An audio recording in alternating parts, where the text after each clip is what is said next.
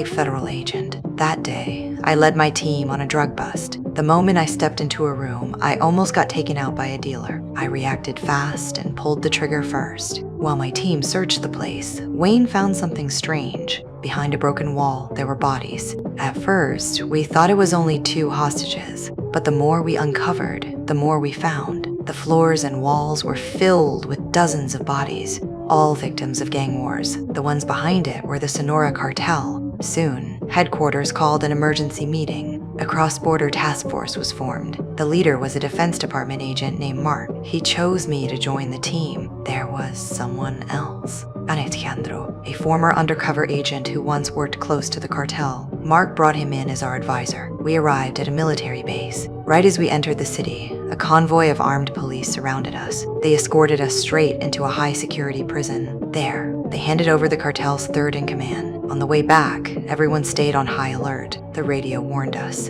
A red Suzuki, a green Civic. The passengers looked suspicious. To stop an ambush, we struck first. Huh? Pregunta, paisanos.